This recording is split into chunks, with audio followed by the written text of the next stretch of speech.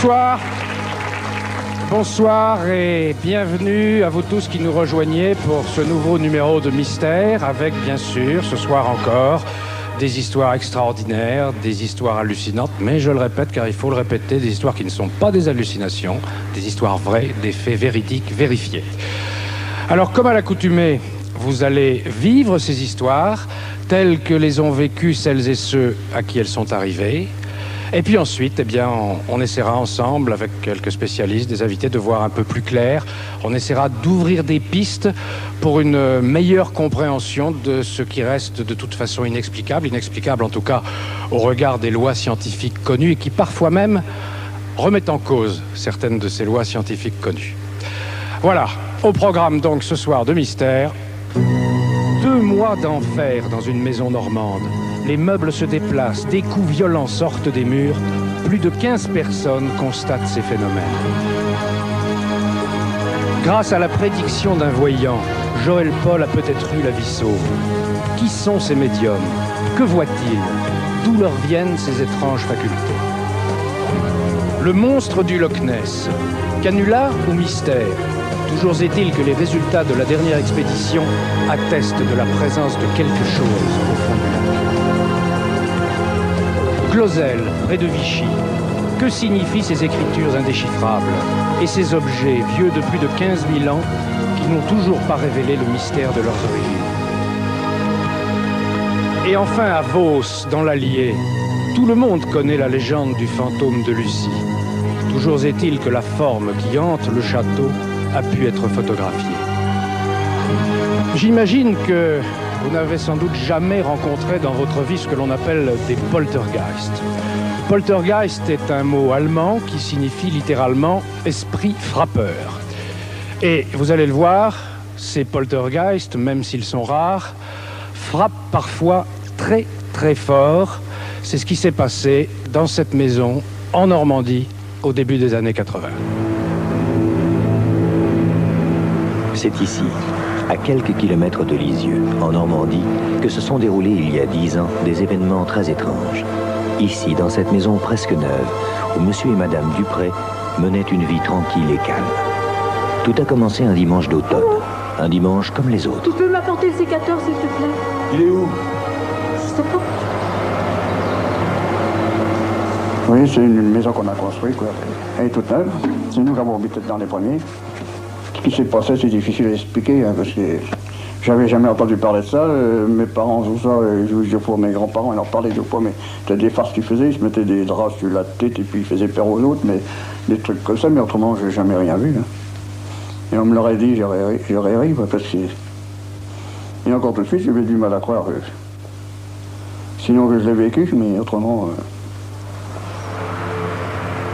La nuit et le silence viennent de tomber sur la campagne normande. La maison des Dupré est complètement isolée. Dehors, il fait très froid. Et les Dupré savourent dans le calme leur nouveau confort.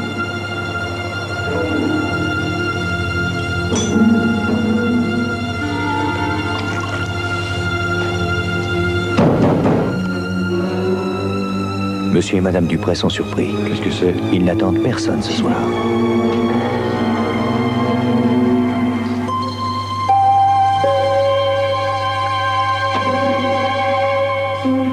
Madame Dupré n'est pas rassurée. La pleine lune est impressionnante. Et à la campagne, on ne sait jamais qui peut rôder.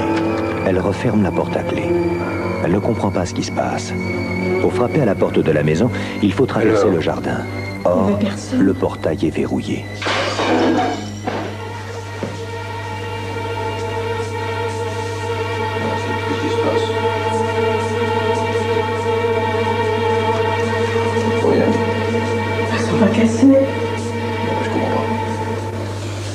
On entendait des bruits de vaisselle.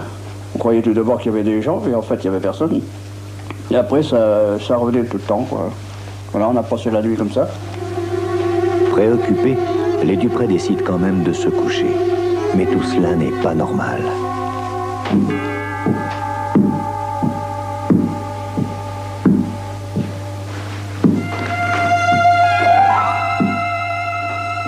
Ce bruit de pas vient du grenier. Il y a donc quelqu'un dans la maison.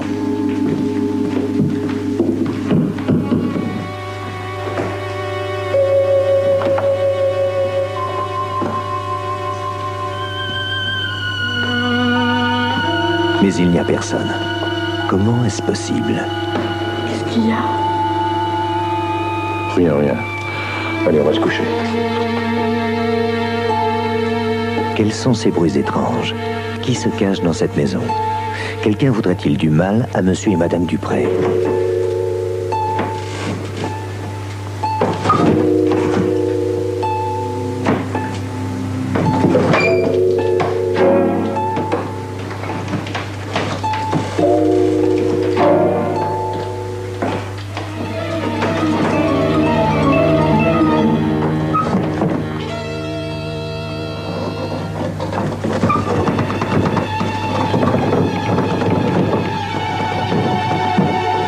Est-ce un cauchemar? Madame Dupré est terrorisée. Elle est déjà si fragile. Il vient d'y avoir un deuil dans la famille qui l'a beaucoup affectée. Elle se demande si elle n'est pas en train de devenir folle.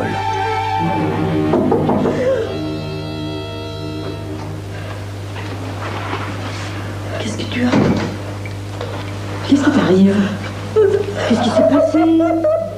Quand je suis arrivée, ma belle-sœur était complètement effondrée, et elle pleurait d'ailleurs. Je leur ai dit, mais non, vous vous faites des idées, tout ça, ça n'existe pas, et il ne peut pas se passer des bruits comme ça, c'est absolument impossible. Alors ma belle-sœur m'a dit, bah, écoutez, asseyez-vous. Je dis, oui, je vais rester un petit moment avec vous, jusqu'à ce soir, c'est pas un problème, j'ai le temps. Alors je suis restée là-bas, et puis au bout d'un petit moment, peut-être 10 minutes, un quart d'heure, j'ai commencé à entendre des bruits. Alors des bruits de déflagration, comme si on envoyait des cailloux dans un carreau, par exemple. Et puis alors, ce qui est terrifiant, c'est d'entendre et de voir toutes ces choses-là, mais sans pouvoir voir d'où ça vient. Pour se rassurer, monsieur et madame Dupré ont demandé à leurs frères et sœurs de venir dîner le soir même. Seront-ils témoins, eux aussi, des phénomènes étranges qui semblent envahir la maison? Quelque part, ça commençait par faire des cas. Vous n'avez pas cité un cas, en plus, beaucoup de cas contraires. Enfin, même non.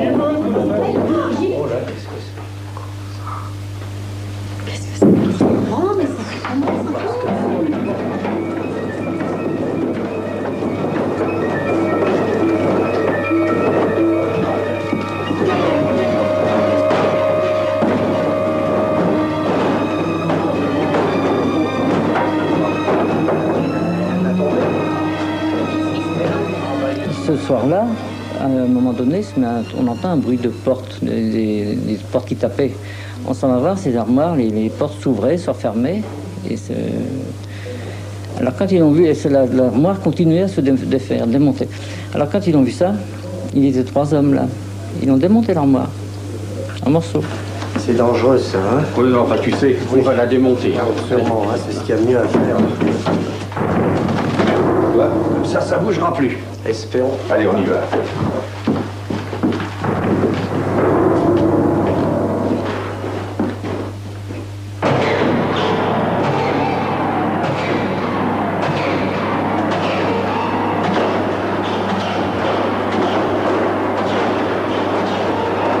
Et on y est arrivé, on voyait les planches se soulever, ils tapaient ensemble, pieds soulevés.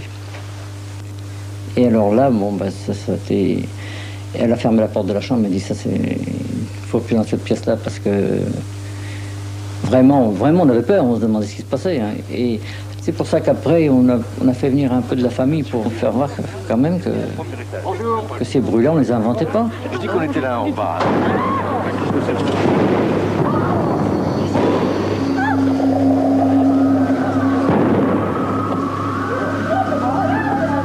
J'avais très peur pour les enfants qui étaient avec nous parce que c'était des très jeunes enfants. Et les enfants, apparemment, ils n'avaient absolument pas peur. Je me demandais même s'ils se rendaient compte de quelque chose. Je ne pense pas. Devant la violence des phénomènes, la famille Dupré décide de faire appel au guérisseur du pays, Michel Royer. On dit qu'il a aussi des pouvoirs d'exorciste, mais il ne peut pas se déplacer immédiatement. On n'a jamais appelé les gendarmes ou la police parce que mon beau-frère et ma belle-sœur ne voulaient pas que ça se sache. Ils avaient peur que les gens nous prennent pour fous. Alors ce que mon beau-frère et ma belle-sœur voulaient, c'est de ne pas en parler. Alors on s'est tu. Les Dupré ne savent plus quoi faire. En vain, ils essaient de parler d'autre chose, de faire comme si tout était normal. Écoutez. Qu'est-ce que c'est que ça? C'est mon carillon, mais il est cassé. Bah, allez-y. Oui. Au grenier, il y a bien une horloge, mais elle n'a plus de mécanisme. Alors, d'où vient ce bruit?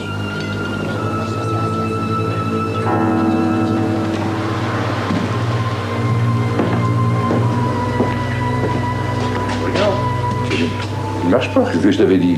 Rien. Ouais, je comprends pas. Je comprends pas, c'est tout.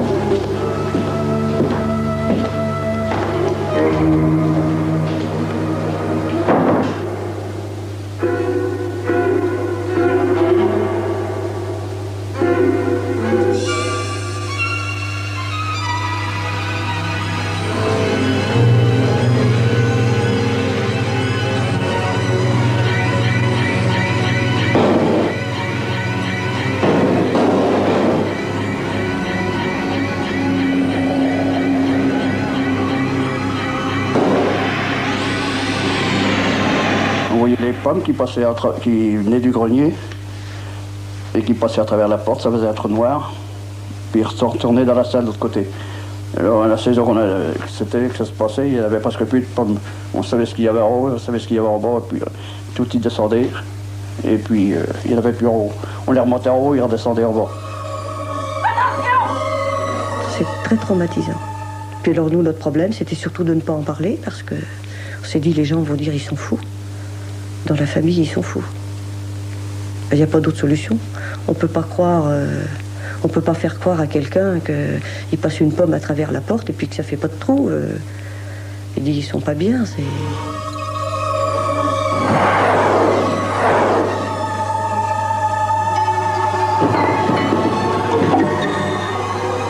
Il y avait le problème des pommes qui nous tombaient, qui venaient du grenier en principe, et qui tombaient sur nous, et la porte était fermée.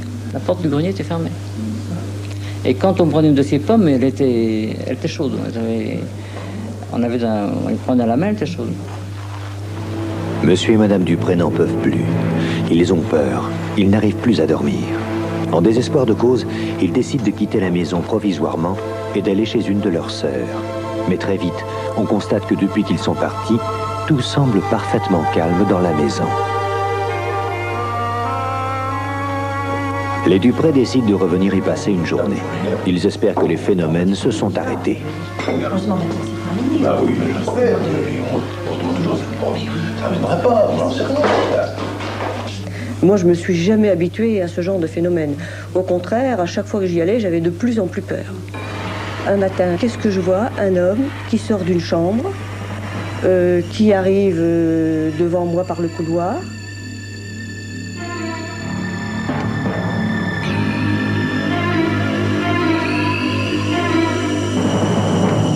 J'ai eu très peur, mais très très peur.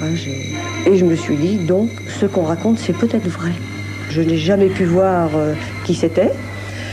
Et la seule chose qu'il y avait depuis le début du couloir, c'était la boucle de son ceinturon, mais qui brillait comme un cuivre que vous venez d'astiquer, si vous voulez. Et ça qui s'approchait, c'est surtout ça qui était très très lumineux. Au moment où il a mis la main sur la clenche de la salle, il a disparu d'un seul coup. Ça me bouleverse, j'y comprends rien. C'est la première fois que je vois ça, alors que je n'y croyais pas et je trouve pas d'explication. Quelle est la raison de l'enfer qu'est en train de vivre cette famille? Ces manifestations se produisent-elles vraiment? Est-ce une hallucination collective? Certains psychiatres pensent que c'est la douleur du deuil qu'ils viennent de subir qui s'exprime ainsi. Nous sommes devant des esprits normaux et sains. Comment des esprits sains peuvent effectivement fabriquer de telles images si elles les ont fabriquées?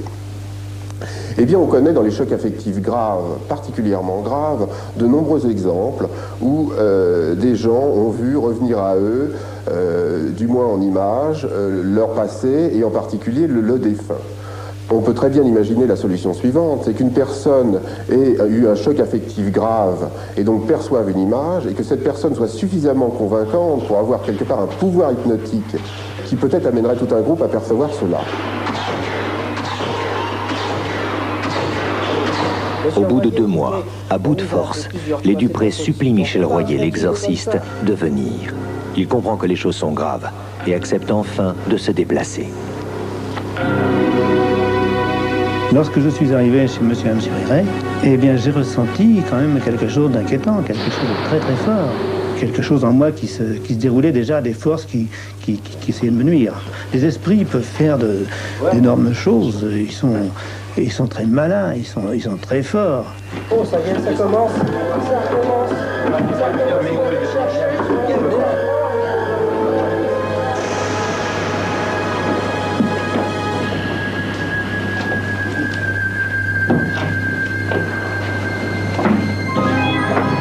Quand on s'allonge dessus, ça bouge et ça se lève. Puisqu'il est ainsi, je vais essayer. Bah oui, ça y est. Bon, bien sûr, je me suis allongé sur le lit. Et de là, je me suis rendu compte, dans le matelas, il se passait quelque chose. Et quelque chose quand même assez inquiétant, on sentait quelques petits craquements. Mais je me suis ressaisi, je ne voulais pas me laisser avoir. Et de là, je fais ce que je devais faire. J'ai eu le dessus de cet esprit qui essayait de me nuire. Les trois frères n'en reviennent pas. Michel Royer arrive à maîtriser les phénomènes. Quand il s'allonge sur le lit, rien ne se passe. Quel pouvoir possède-t-il? Surtout, sur quoi a-t-il un pouvoir? Pour Michel Royer, il s'agit de fantômes et il va exorciser la maison. Peu de temps après, les bruits commencent à s'estomper et les Duprey reviennent y habiter. Je ne peux absolument pas dire mon secret. Et je ne peux pas le dénoncer. Car il me semble, pour moi, et j'y pense fortement, que si je le dénonçais, j'en perdrais le pouvoir. Le rôle et l'efficacité de l'exorciste prouvent bien qu'on est dans ce type de phénomène, ce qu'on a appelé choc affectif aigu. On est bien dans ce type de phénomène parce que n'importe qui, finalement, arrivant nanti d'un pouvoir, d'un savoir propre à réassurer ces gens, peut-être plus fortement qu'un médecin lui-même d'ailleurs, parce qu'il est investi d'un pouvoir magique. Il est clair à ce moment-là que n'importe quelle personne investie de ce pouvoir pourra avoir un effet tout à fait bénéfique sur ce genre de situation. Depuis cette histoire survenue il y a 10 ans, monsieur et madame Duprey, qui habitent toujours leur maison, n'ont plus jamais rien vu ni entendu d'anormal.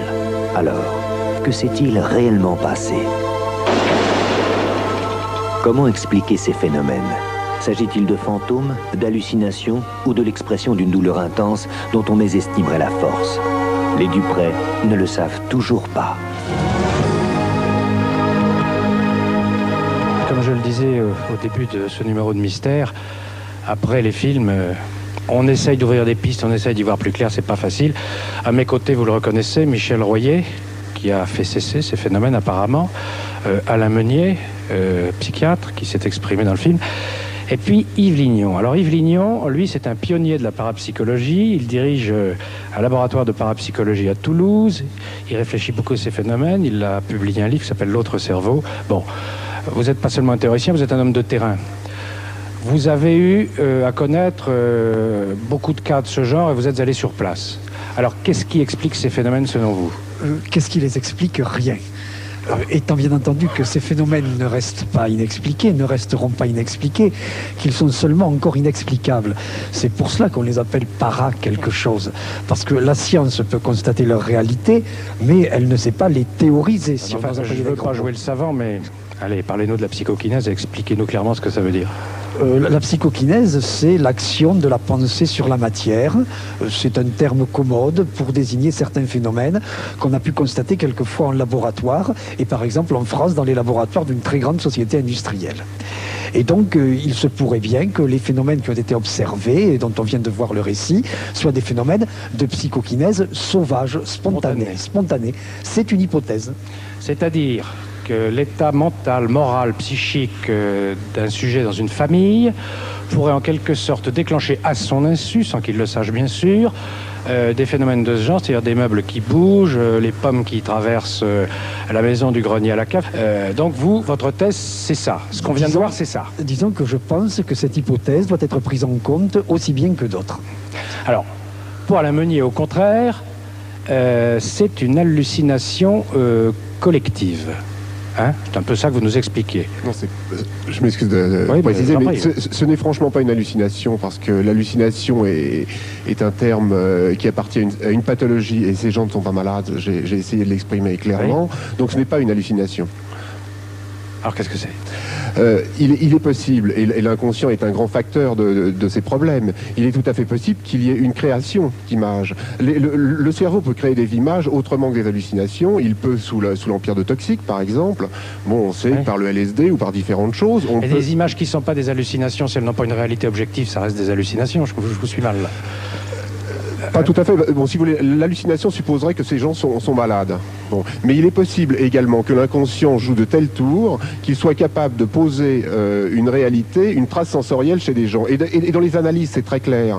Dans les analyses de gens qui ont des deuils, ce qu'on appelle des deuils pathologiques, c'est-à-dire des deuils très longs et dont les gens n'arrivent pas à sortir et qui font pour ça une thérapie, on sent très bien cette trace sensorielle persister très longtemps chez eux.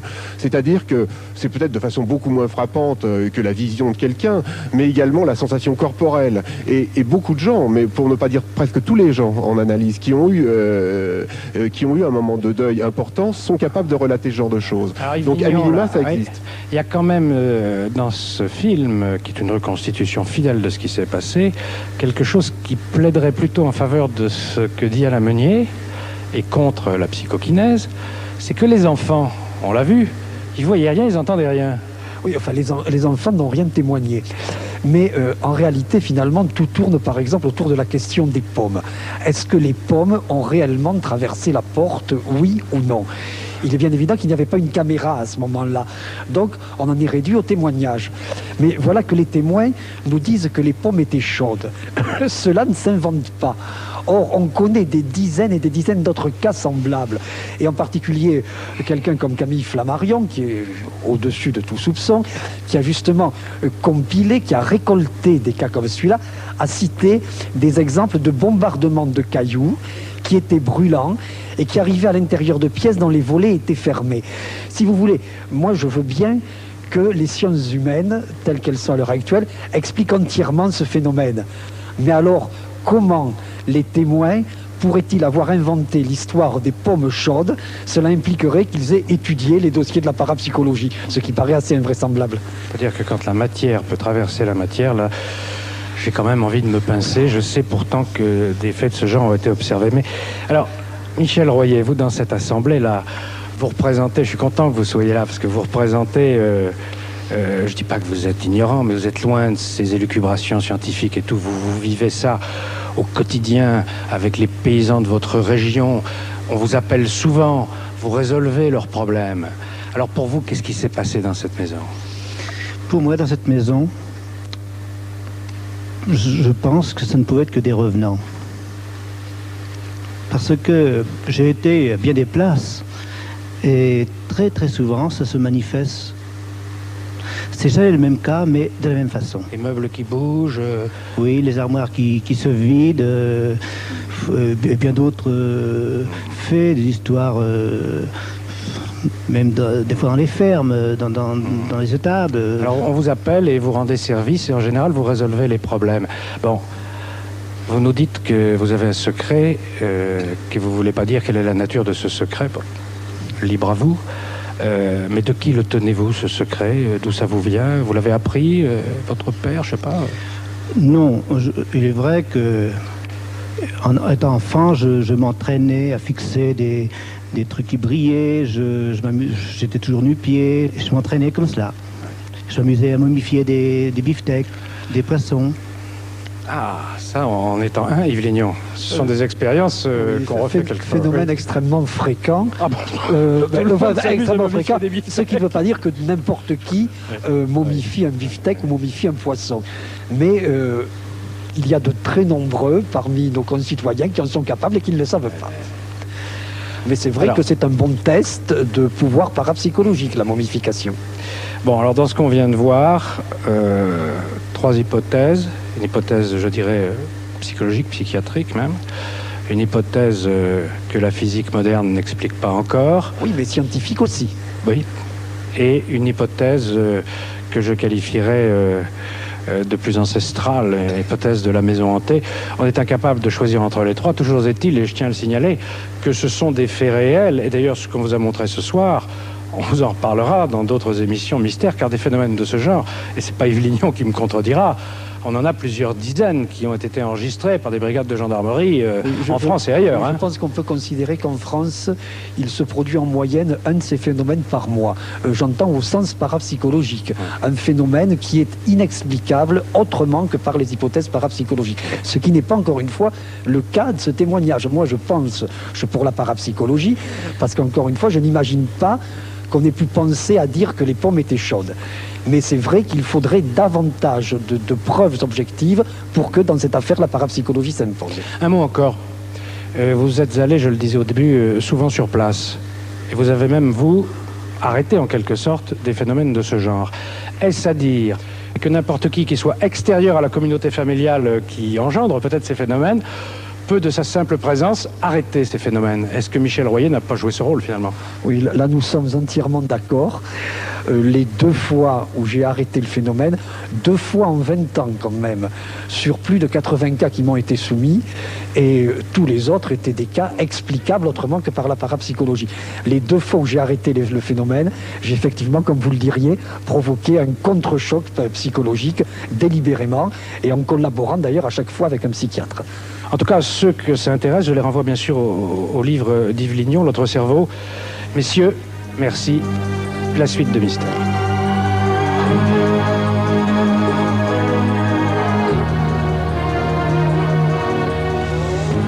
On estime qu'ils sont à peu près 50 000 en France à faire profession de ce que l'on appelle le paranormal. Il s'agit des mages, des gourous, des magiciens, des sorciers, des médiums de toutes sortes. Ils réalisent un chiffre d'affaires de l'ordre de 7 milliards de francs. Alors parmi eux, bien sûr, il y a beaucoup de charlatans, beaucoup d'escrocs même. Mais il y a aussi, même s'ils sont rares, des gens honnêtes, des gens sérieux et qui possèdent des qualités véritables, des facultés extraordinaires. C'est grâce à l'un d'entre eux, un voyant nommé Georges de Bellerive, installé à Lyon, que nous pouvons vous raconter l'histoire que voici. De Nostradamus aux chamans africains, des prophéties bibliques aux prédictions astrologiques, l'homme a toujours cherché à connaître l'avenir. L'histoire de l'humanité est parsemée de troublantes prémonitions. À travers les âges, la voyance reste un mystère qui bouleverse notre conception de l'espace et du temps.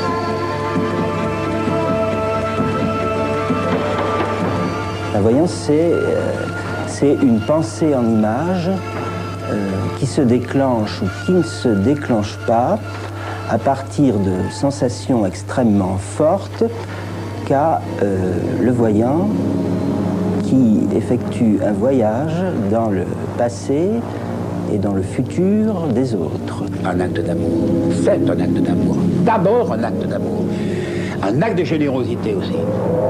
C'est à Lyon que Georges de Bellerive exerce la voyance. Ce jour-là, il recevait 2 étudiantes. Regardez-moi.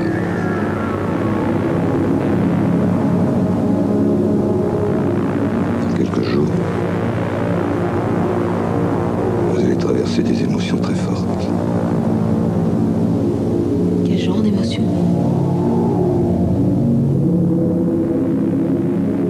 Enfin, je veux dire, par rapport à qui ou par rapport à quoi? Par rapport à un ami. Ou une amie.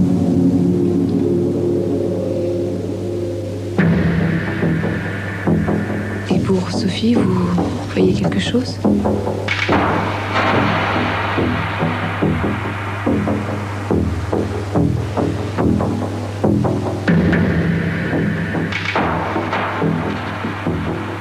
Georges de Bellerive se concentre. Il commence à percevoir des flashs.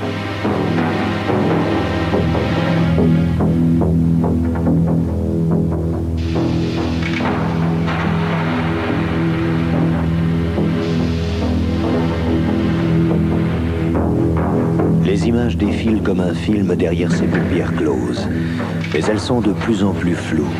Et peu à peu, il ne voit que du blanc.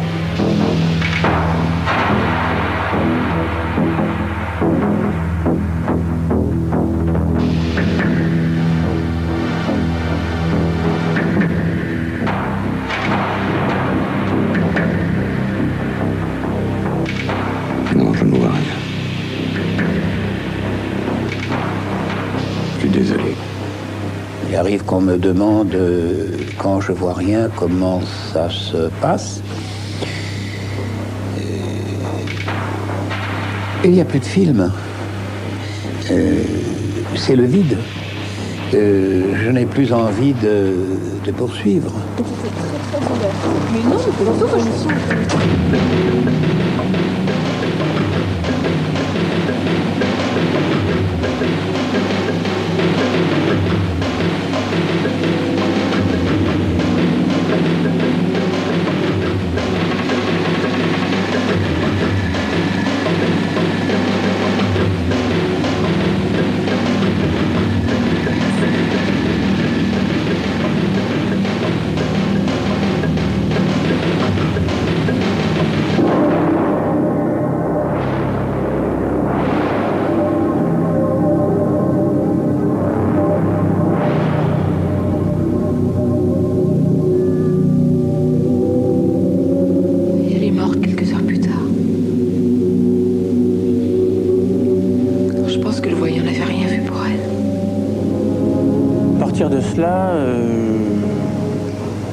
Un certain nombre d'amis et moi avons été très intrigués par la relation qu'elle nous avait faite, cet événement.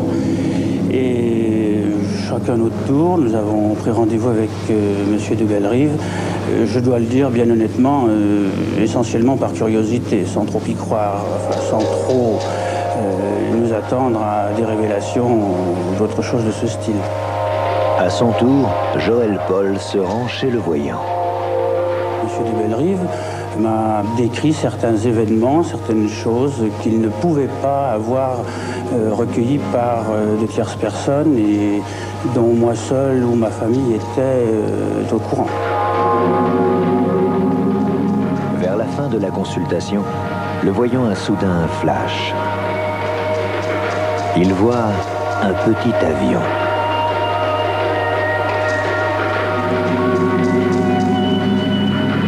Il a le sentiment angoissant d'un danger imminent. Des flammes. Un accident terrible.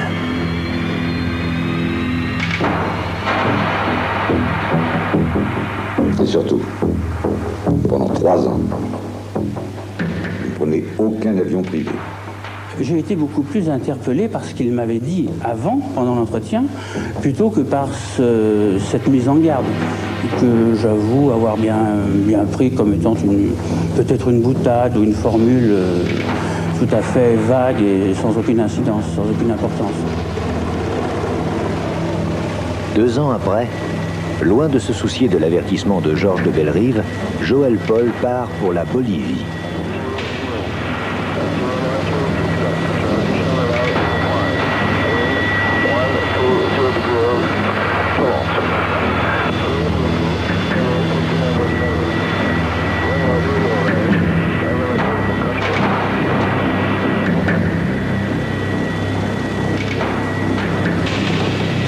Pourquoi cette drôme en retard? Heureusement que la compagnie a frété un avion privé, sinon on ne serait pas parti. Un avion privé? Moi je crois que c'était... Joël est saisi d'une angoisse.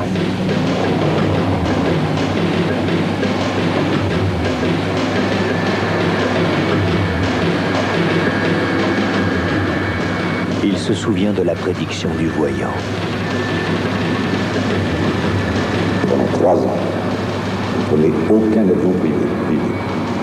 Et soudain, c'est la catastrophe. Le cockpit explose.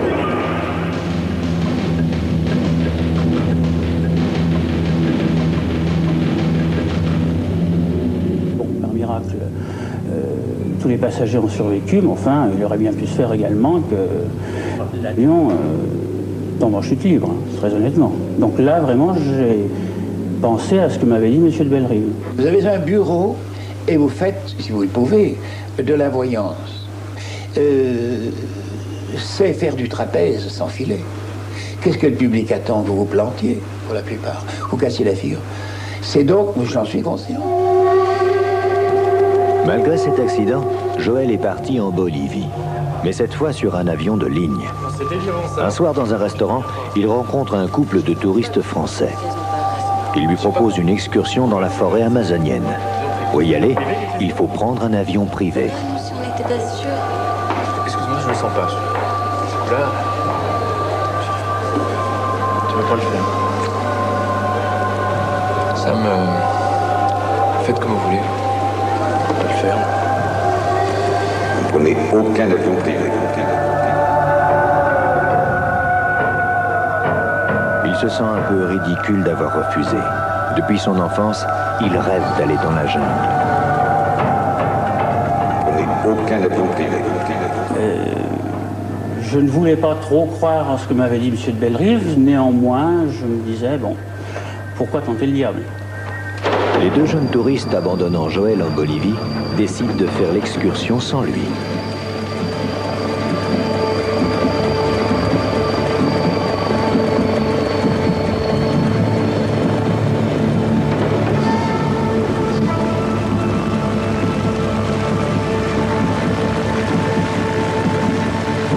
Ce soir-là, Joël n'arrive pas à dormir.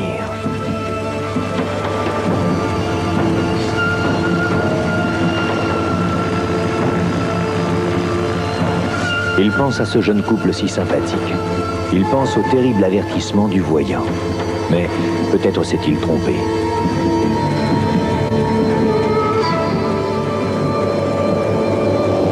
Le voyant, c'est pas une machine à remonter le temps, à explorer le temps. C'est quelqu'un qui vit des impressions, des émotions beaucoup plus fortes que vous et moi, qui a l'aptitude à les communiquer. Toute la nuit, Joël se sent oppressé par une angoisse qu'il n'arrive pas à maîtriser.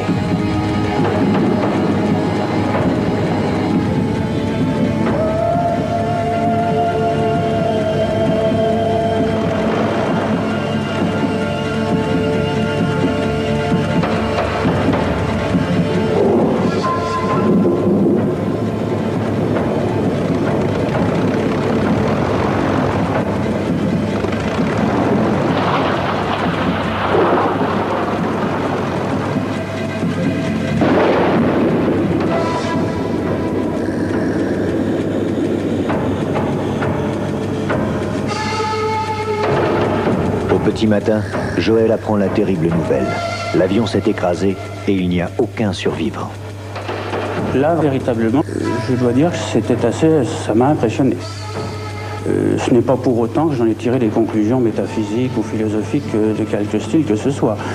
Je me suis posé des questions, que je me pose toujours d'ailleurs.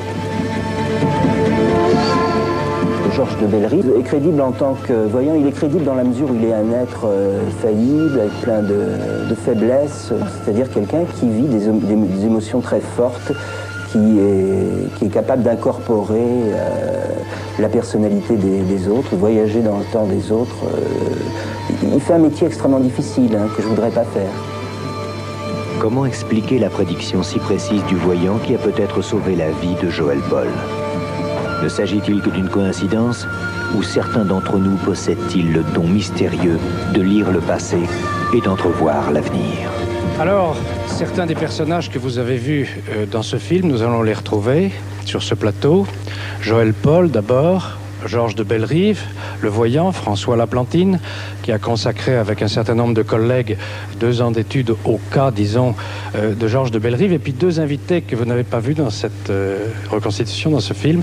Yaguel Didier, qu'on ne présente plus selon la formule consacrée, voyante, installée à Paris, et nous avons somme toute 3 générations de voyants, et Maude Christen, la plus jeune des 3, établie depuis maintenant 4 à 5 ans, à Paris également.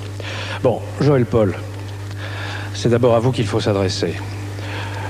Georges de Bellerive, somme toute, vous a sauvé la vie. Tout à fait. Il serait malhonnête de ne pas le reconnaître, du tout. C'est la réalité. S'il ne m'avait pas sauvé la vie, je ne serais pas là ce soir pour témoigner. Vous ne seriez pas là ce soir. Vous en êtes intimement convaincu maintenant? Je suis très très convaincu. Alors, vous dire que j'en suis certain, il y a peut-être une part de hasard, ça c'est possible. Mais malgré tout, je dois bien dire que quand j'ai refusé de monter dans l'avion, de prendre cet avion privé qui devait partir en Amazonie, c'est essentiellement à la pensée de M. de Bellerive, enfin plus exactement à ses précognitions que j'ai pensé. Alors, s'il vous a sauvé la vie, est-ce qu'il a également en la sauvant, changé votre vie? C'est-à-dire, depuis cette prédiction, est-ce que vous vivez différemment? Est-ce que vous le revoyez d'abord? Je ne l'avais pas revu depuis 1976. J'avoue que après ces accidents, puisque j'en ai eu plusieurs au cours de ce voyage, je suis beaucoup plus interpellé par la voyance. Et par, vous consultez d'autres voyants si vous n'avez pas vu Georges de Bellerive? Non, je vais même vous dire très honnêtement, j'en ai eu peur. Car j'ai véritablement vécu, si j'ose dire, le futur dans l'immédiat. Et peut-être est-ce une attitude de lâcheté, peut-être est-ce une attitude encore d'un trop grand scepticisme, mais j'avoue que plus le temps passe, plus je regarde cette science qui est la voyance de près, sans faire de jeu de mots, je me pose beaucoup de questions. Georges de Bellerive, vous qui avez sauvé la vie à Joël Paul en quelque sorte. Hein? Je ne peux pas le croire. Ouais. Pourquoi vous ne pouvez pas le croire? Vous ne croyez pas à votre art? Non, mais je pense quand même que le divin y pourvoit. Je ne pense pas que ma modeste personne puisse intervenir. Vous êtes croyant? Oui, oui, je suis croyant, oui. Dans l'exercice. Et quelquefois pratiquant. Et je crois pratiquer une forme de fraternité, une forme de, comment dirais-je, de courant, de sympathie, voyez-vous, qui est donc bien autre chose que la démarche, je dirais, habituelle. Voyez-vous, voilà, moi, j'ai le sentiment presque, ça paraît idiot, mais j'ai le sentiment presque d'être là pour échanger, pour un accueil, pour me faire aimer. Et j'aime aimer, voyez. Il arrive que vous ne voyez rien. Ah ben, on l'a vu dans le malheureusement, film, ça m'arrive assez fréquemment. Et comment vous l'expliquez? Ah ben ça, je ne sais pas. Je ne peux pas démonter la mécanique. Je ne suis pas technicien. Mais la voyance est un phénomène intermittent. Enfin, il suffit pas de nous mettre une pièce de 100 sous. Enfin, quand même. Non, c'est autre chose. Yael Didier, ça marche mieux quand c'est des voyances spontanées ou quand c'est à la commande? Ça dépend, parce que quand vous avez un rendez-vous avec quelqu'un, c'est évident que c'est à la commande. Mais je crois que, puisque la personne a rendez-vous, mais en ce qui me concerne, je sais que je renvoie énormément de monde, une personne sur 4 ou 5, ce qui est quand même beaucoup, parce que là aussi ça dépend, parce que vous savez, je dis, la voyance c'est aussi l'empathie, c'est-à-dire c'est la rencontre avec l'autre, puis il y a des moments, la personne qui est devant vous est tellement dans un état entre autres de stress, vous ne pouvez pas voir, je veux dire, il faut qu'il y ait cette espèce de fusion. S'il n'y a pas fusion, s'il n'y a pas harmonie, c'est comme l'amour, c'est pour ça que je dis toujours que la voyance est une histoire d'amour, on ne peut pas voir, et puis ça ne se force pas, et c'est vrai que dès qu'on force une voyance, on se trompe. Je veux dire, vous avez la personne devant vous qui veut savoir, qui veut entendre certaines choses, et là, c'est fini. C'est vrai que c'est très spontané. Donc, il y a une espèce de hiatus, parce que la personne est là, elle a pris rendez-vous, elle vous attend depuis un certain temps, et puis tout d'un coup, rien ne se passe. Je crois qu'il faut avoir le courage de dire « Non, je ne vois pas, revenez », et très souvent, je pense que les gens reviennent, et ça passe très bien. Christine, de dire « Je vois rien, revenez plus tard ». Oui, à peu près dans les mêmes proportions. C'est-à-dire 3 fois sur 5? Ça dépend. J'ai pas fait comme vous. Je peux pas véritablement dire 1 sur 5 ou 1 sur 15 ou 1 sur 20. Il y a des périodes où il y a une journée entière où il y aura sur 3 rendez-vous, il n'y en aura pas un de bon. Voilà. Yael Didier, ça vous est venu quand et comment? Moi, assez tard, suite à une rencontre que j'ai eue avec une astrologue à l'âge de 24 ans, qui, en faisant mon thème, a vu que j'avais un don. Et quand elle me l'a annoncé, je l'ai vraiment pris pour une folle. Et pour moi, c'était vraiment... Vous en étiez jamais aperçu? C'est-à-dire non, parce que j'étais pas élevée dans un milieu où on parlait de voyance. Vous savez, il y a quand même tout un milieu, il y a toute une éducation, et comme j'ai eu une éducation assez chrétienne et assez sévère, je dois dire que la voyance, c'est vraiment très... ça sent le soufre. Et quand elle m'a dit ça, bon, je dois dire que ça m'a pas non plus effrayée. Elle m'a donné cette boule de cristal et j'ai eu vraiment des images. C'est quoi votre première voyance? Vous avez vu quoi? Oui, dans cette fameuse boule de cristal que cette astrologue possédait, parce qu'elle a été fascinée par le phénomène de voyance, elle me l'a mise dans la main et j'ai vu comme je vous vois. C'est-à-dire c'était un film qui s'est déroulé devant mes yeux, mais très comme la télévision, je veux dire aussi clairement. Et très net, je veux dire ça, en fait, ce qui est très étrange, c'est que je m'en suis rendu compte après, c'est mon avenir, j'ai vu d'une façon très symbolique. Est-ce que si demain je décide d'être voyant et que je prends des leçons avec vous trois ou l'un de vous trois, est-ce que je vais progresser? Est-ce qu'on n'est pas tous des voyants virtuels? Oui, des voyants virtuels, oui, je pense. Mais si vous voulez, il y a un problème de... Bon, il y a l'entraînement, mais il y a surtout... De même qu'on peut tous virtuellement apprendre à grimper aux arbres, enfin vous êtes d'accord qu'il y en a qui vont descendre plus vite que d'autres. Bon, au niveau de la voyance, c'est la même chose. Je pense que tout le monde a eu dans sa vie un truc troublant, le rêve prémonitoire, le serrage de main, on a soudain une intuition. Mais je ne pense pas qu'on puisse véritablement apprendre ça techniquement, qu'on puisse développer des états qui amènent à la voyance. Mais pourtant, quand on s'aperçoit un jour qu'on est voyant, Yael Didier, on est capable de progresser. Oui, parce que cette astrologue, si vous voulez, quand elle a vu que j'étais assez disposée pour voir, elle était même très étonnée parce que c'était la première fois que quelqu'un avait de vraies images dans cette boule de cristal. Mais ça, je ne suis pas scientifique. Et j'ai rencontré par la suite un personnage qui s'intéressait à tout ça et qui m'a dit que la vraie vision très souvent démarrait à travers une surface cristalline, mais qu'au bout d'un certain temps, 1 an ou 2, je n'aurais plus d'image, mais que, ce que disait Maud Christine, j'aurais des sensations, des impressions. C'est exactement ce qui s'est passé. 1 an et demi après, je n'ai plus eu de vision aussi concrète. Vous avez commencé par la BD, vous êtes passé à la littérature, quoi. Bon, plus de boule de cristal pour vous. Ça m'amène à une question intéressante, hein, parce que là, vous différez tous les trois, je crois. Vous, plus de boule de cristal, mais un jeu de cartes qui, quelque part, s'apparente au tarot. Georges de Bellerive, les supports... Apparemment, il ne veut pas en entendre parler. Et Maud Christine, c'est le tarot. Le tarot de Marseille qui permet de délimiter dans le temps un petit peu mieux. Pouvez-vous me répondre chacun, pourquoi est-ce que vous avez tous une attitude complètement différente, une approche différente de ce problème des supports de la clairvoyance? Parce qu'un compositeur, parce que vous demandez à 3 compositeurs différents comment ils s'inspirent, ou à 3 écrivains différents comment ils écrivent, il n'y en a pas un qui vous dira la même chose. Il y en a un qui vous dira j'ai besoin de silence, l'autre qui vous dira j'ai besoin de travailler dans des cafés, le troisième qui vous dira j'ai besoin de travailler à la machine, l'autre aura une horreur de l'informatique, aura besoin d'un stylo. Je pense que ça c'est vraiment quelque chose de personnel et qui change aussi au fil des ans. Je pense que vous avez vécu ça aussi. Tout à fait. Vous, Georges de Bellerive, on dit que vous n'aimez pas du tout les supports. Non. Vous, c'est s'enfiler à main nue, si j'ose dire. Non, oui. Mais au début. Mais je pense que vous avez ici trois personnes qui vraiment sont complémentaires.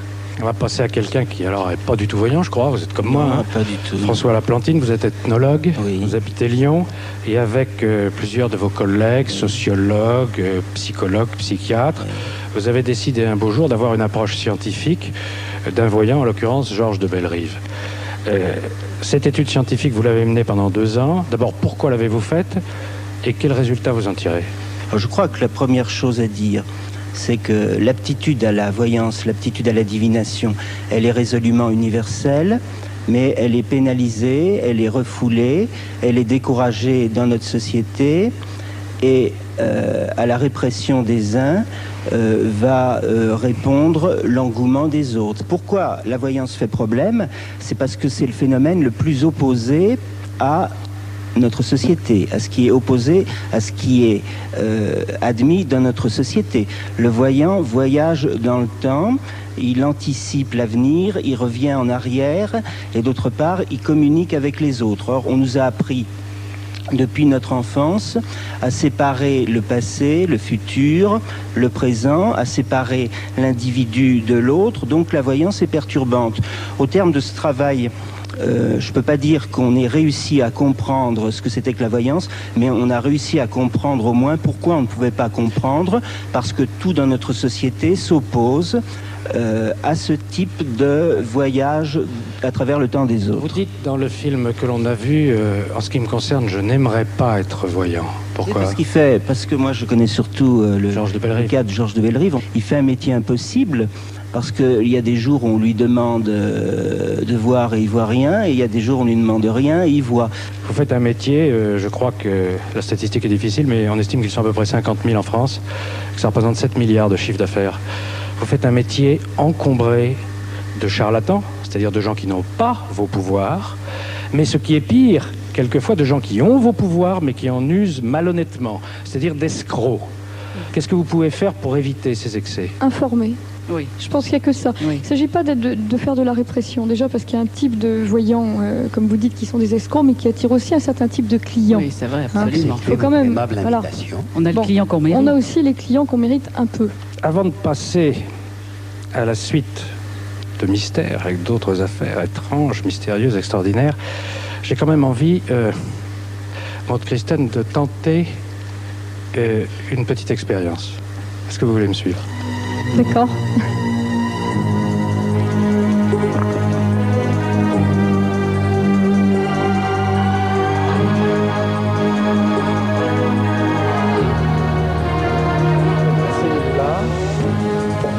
Alors, Maud Christen, je vais vous présenter quelques objets et on va voir si vous arrivez à lire en eux.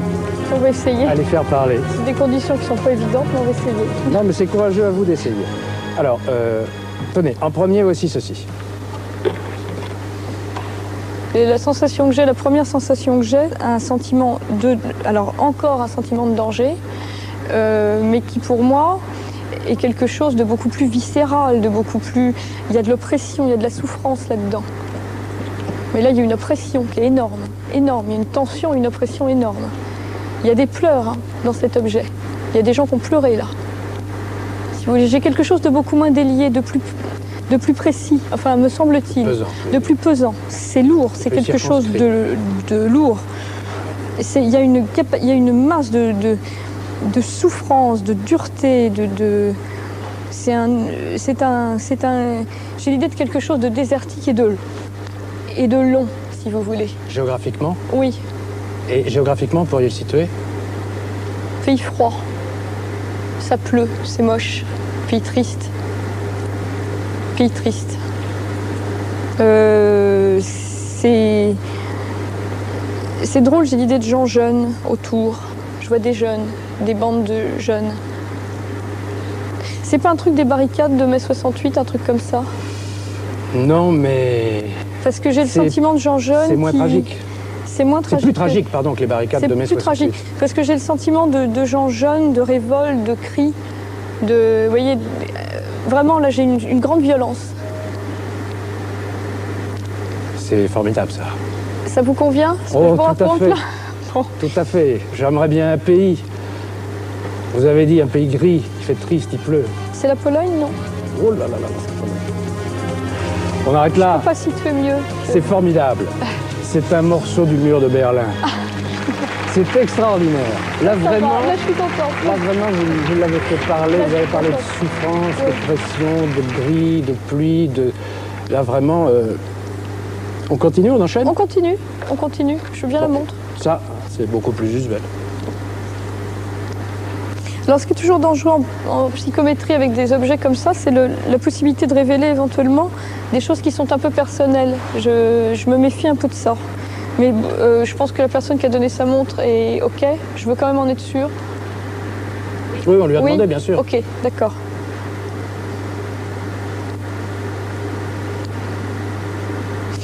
C'est un objet qui est très chargé affectivement. Ça a été donné par quelqu'un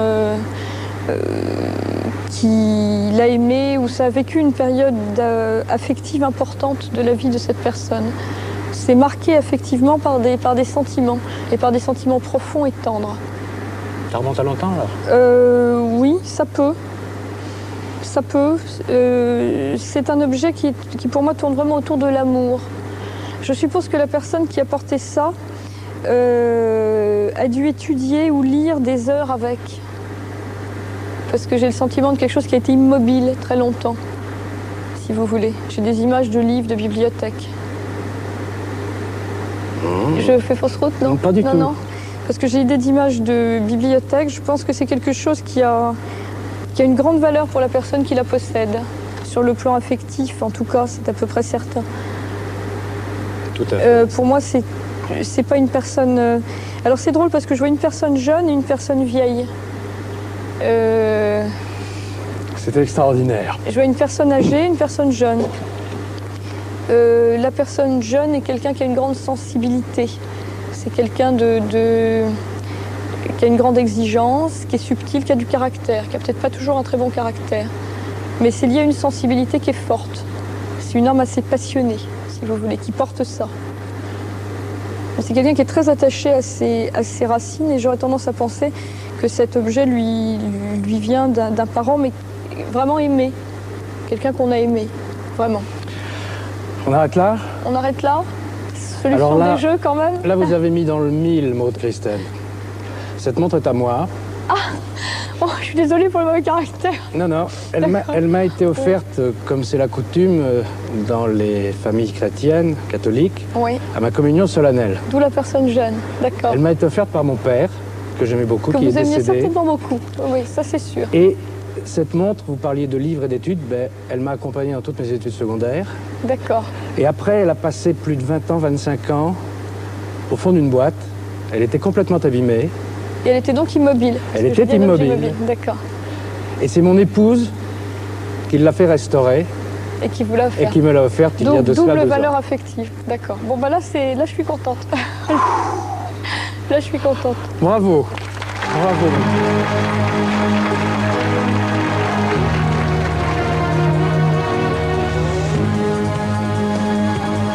Restez avec nous. On va se retrouver dans quelques instants avec 3 autres histoires extraordinaires.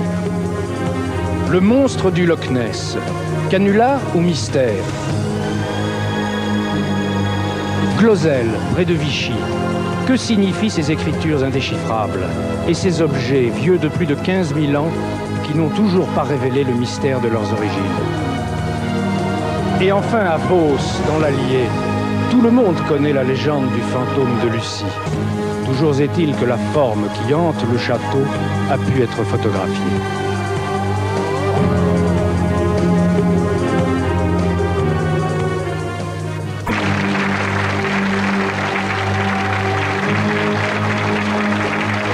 Bien, je vous propose maintenant de nous suivre en Écosse. L'Écosse, c'est le pays des fantômes, c'est aussi le pays du whisky, mais c'est également la patrie de Nessie. Nessie, c'est ainsi qu'on appelle le monstre du Loch Ness. Alors je sais, chaque fois qu'on parle du monstre du Loch Ness, ça prête à rire, à tel point d'ailleurs que tous ceux qui affirment l'avoir vu préfèrent se taire, de peur de passer pour fou ou sérieusement imbibés. Toujours est-il que de nombreuses personnes, dignes de foi, affirment avoir vu Nessie, et qu'il y a aussi des scientifiques qui ne refusent pas de prendre ce mystère au sérieux. Le Loch Ness, l'un des mythes les plus anciens et qui continue de nous faire rêver. Entouré de collines et de forêts, ce lac étrange s'étire sur 38 km au cœur de l'Écosse. Un lac très profond, où se cacheraient d'énormes créatures et qui attire chaque année des touristes du monde entier.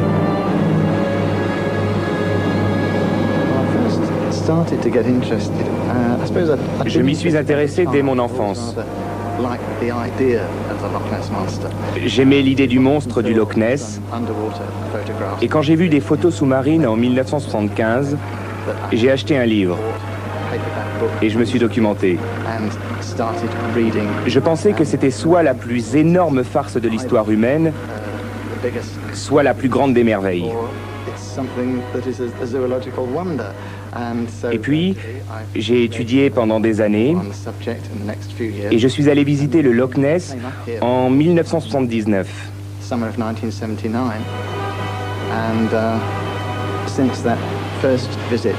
Et depuis, j'y retourne tous les ans. Et j'ai passé en tout 4500 heures à observer le lac.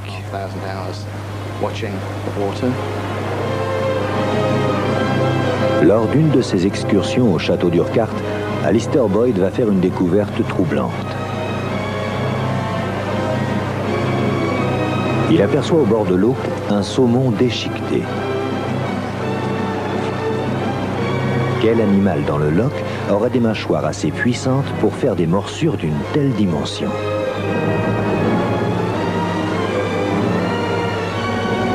Tout près du château, on a vu passer assez souvent des monstres, soit devant le château, soit tout le long de la rive qui va du château jusqu'au fond de la baie de Harcourt. Dans ces environs, il y a peut-être des grottes immergées, bien sûr, peut-être simplement des recoins, on ne sait pas trop, où pourraient vivre une famille ou 2 familles de monstres, ou peut-être des monstres isolés.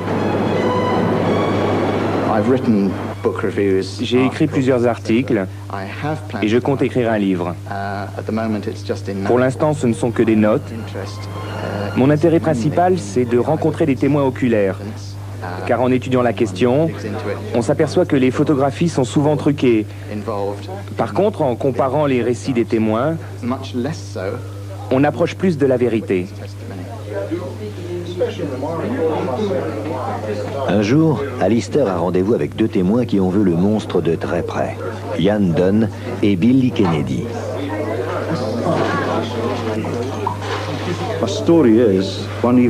Mon histoire, c'est qu'un soir, vers 17h30, on devait réparer le moteur d'un bateau hors bord.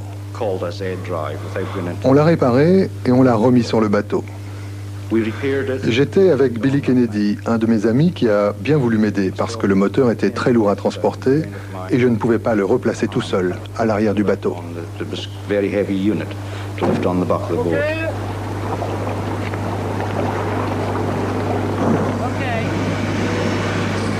Ian et Billy vont maintenant mettre le bateau à l'eau. Ils s'engagent sur le loch.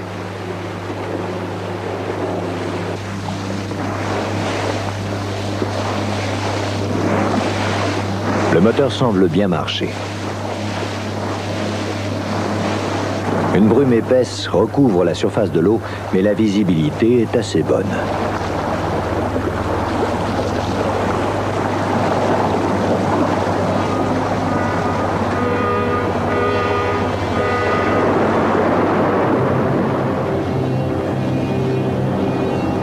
Qu'ont-ils vu? Intrigué, Ian décide de se rapprocher. Je ne croyais pas à l'existence d'un monstre. Je suis de la région et j'ai remarqué qu'au début de la saison touristique, chaque année comme par hasard, il y a des témoins qui voient le monstre. Moi, je pensais que c'était pour attirer les touristes. Et puis, je ne connaissais personne d'ici qui ait vraiment vu le monstre. Alors, je n'y croyais pas.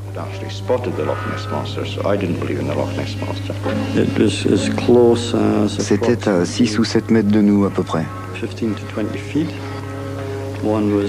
Il y avait une forme de 7 mètres de long, d'un noir terne, un gris foncé. Et j'ai eu très peur parce que je ne savais pas ce que c'était.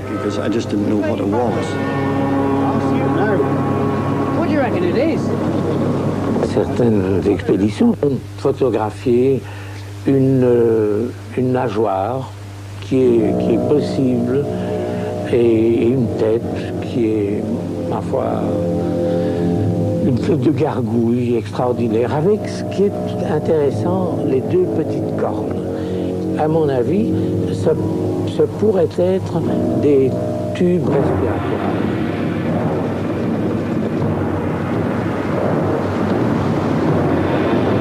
Ian et Billy sont fascinés. Ils ne sont qu'à quelques mètres d'une mystérieuse forme noire. Elle est gigantesque.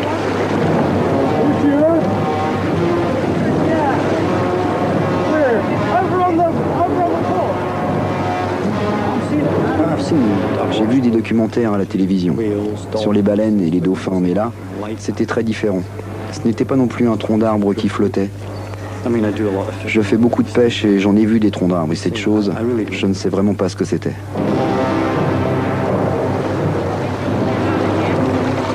Soudain, l'étrange bosse disparaît sous l'eau. Ian va tenter de la suivre. À ce moment précis, je n'avais pas peur. Je pensais, il y a une chance sur 1 million de voir ce qu'on est en train de voir. Il ne faut pas partir. Ian et Billy aimeraient tant revoir cette créature étrange.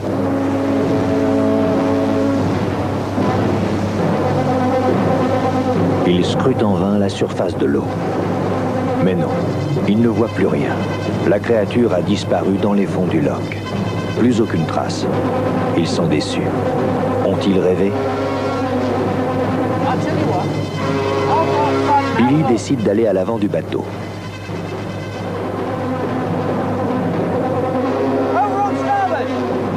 Et puis soudain...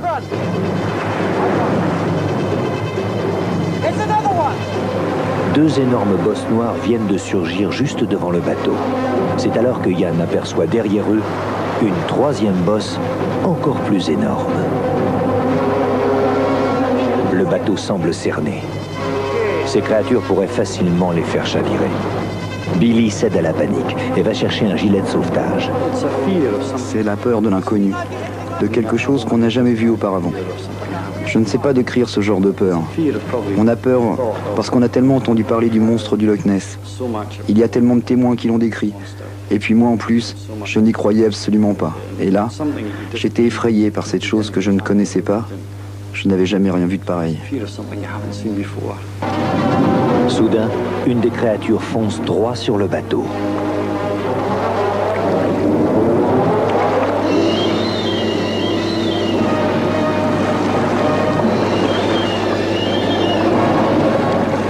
Pressé par Billy, Yann fait demi-tour et fonce vers la jetée. Le monstre les poursuivra sur une centaine de mètres.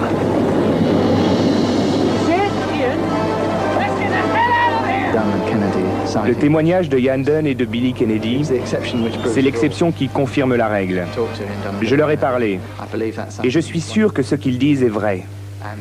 Ils ont vu les créatures de près, au contraire des autres témoignages où les gens sont sortis de leur voiture et ont aperçu une forme qui plongeait sous l'eau et disparaissait.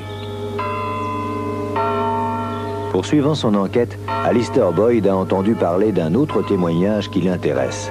Un moine de l'abbaye de Fort Augustus, situé au bout du loch, aurait vu le monstre. C'était en 1972, par une très belle matinée d'octobre. Je ne pensais pas du tout au monstre à ce moment-là. Nous recevions la visite d'un célèbre organiste de l'abbaye de Westminster et je lui ai proposé de venir voir le loch. On a une très belle vue des jardins du monastère. On était au bout de la jetée, là-bas, et soudain, on a remarqué une très grande agitation à la surface de l'eau. À notre droite, l'eau était remuée violemment par quelque chose. Mais la chose qui provoquait ces remous n'était pas à la surface. On ne voyait que de grandes éclaboussures d'eau à la surface. Et puis, quelques secondes après, croyez-moi ou pas, on a vu ce long cou sortir de l'eau, d'à peu près 1,60 m de long, une tête avec un cou, et il a glissé lentement vers le milieu du lac pendant une vingtaine de secondes. On n'a vu aucune bosse, seulement ce long cou qui a ensuite disparu doucement dans l'eau.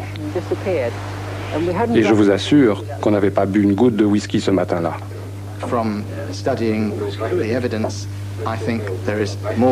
Après avoir étudié les récits des témoins, je pense qu'il n'y a pas qu'un seul animal étrange dans le loch. Et certainement, la forme qui a été décrite depuis 1933 n'est pas impossible à imaginer.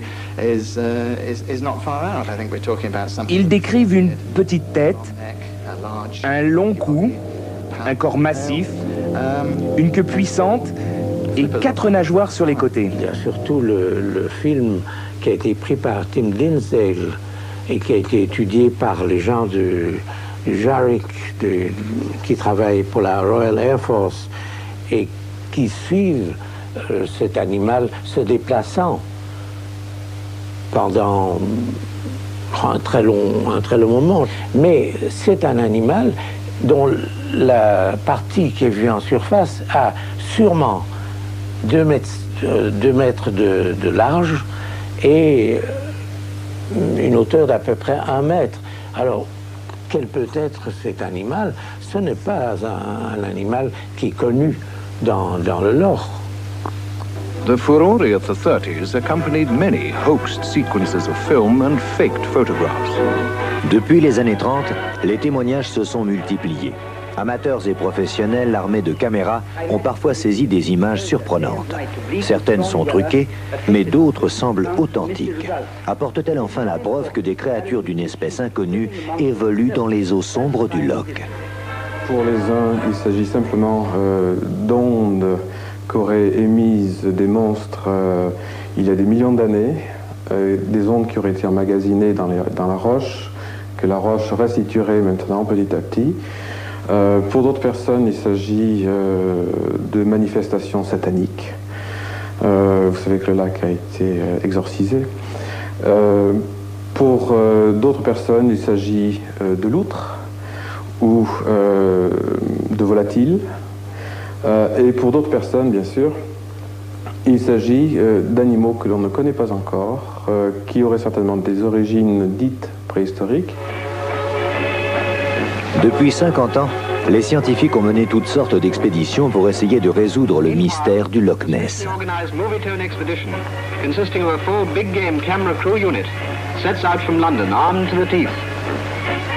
Avec les progrès techniques, les observations deviennent plus précises. Au fil des années, la masse d'informations recueillies et les moyens déployés nous font mieux connaître le Loch. Et pourtant, aucun élément ne permet d'établir l'existence du monstre. En 1987, l'opération Deep Scan est lancée. 20 bateaux équipés des sonars les plus sophistiqués vont balayer toute l'étendue du Loch. Mais les résultats n'apporteront aucune preuve concrète. Dernier en date, le projet Urquhart, commencé en juillet 92, organisé par les plus grands scientifiques britanniques et doté d'un budget de 30 millions de francs. Ces résultats seront publiés en 1995, mais quelques informations ont été révélées.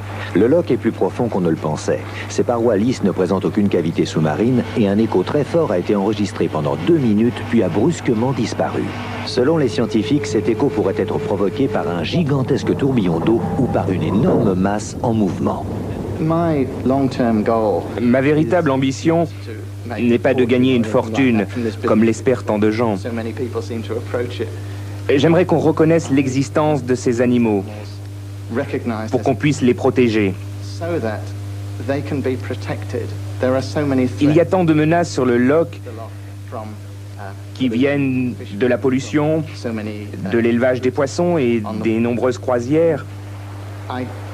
Et je crains qu'un jour, quelque chose ne leur arrive si on ne reconnaît pas qu'ils existent et qu'ils méritent notre respect et notre protection.